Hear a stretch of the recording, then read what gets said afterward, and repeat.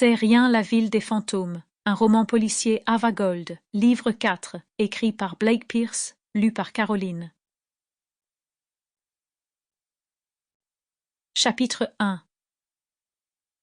C'était encore un de ces jours où Ève avait plus le sentiment d'être un rat qu'une femme, tout en se frayant un chemin à travers l'immeuble bondé avec un panier humide contenant la lessive de la journée. Elle pensait aux rats qu'elle avait parfois vus en Pologne, en train de courir dans les rues, après une forte pluie pour échapper à la noyade. Ève était arrivée à New York il y a 2 mois, avec très peu d'argent en poche, un argent qui n'avait pratiquement aucune valeur dans cette ville américaine endurcie. Elle avait assez rapidement découvert que la grande majorité des immigrants pauvres trouvaient refuge dans le Lower East Side, où les terrains et les logements étaient bon marché. Mais son appartement, qu'elle partageait avec 2 autres femmes seules et 2 familles entières, commençait à ressembler davantage à un zoo qu'à un chez-soi. Elle se fraya un passage à travers le petit salon, où 3 des 7 enfants des 2 familles étaient en train de jouer une partie d'osselet très anarchique.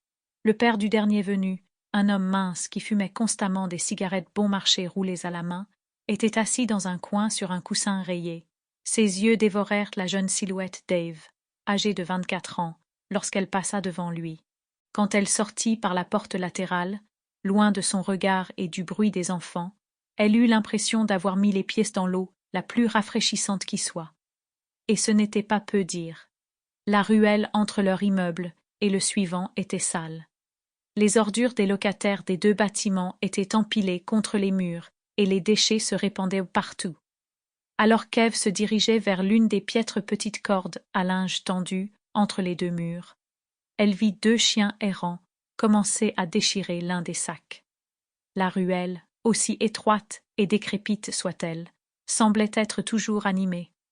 Au cours des 2 mois qu'elle avait passés ici, Ève avait assisté à 2 bagarres entre des hommes ivresses, était même sortie tôt, un matin pour trouver un couple de pauvres amants, affamés en train de faire l'amour contre le mur voisin.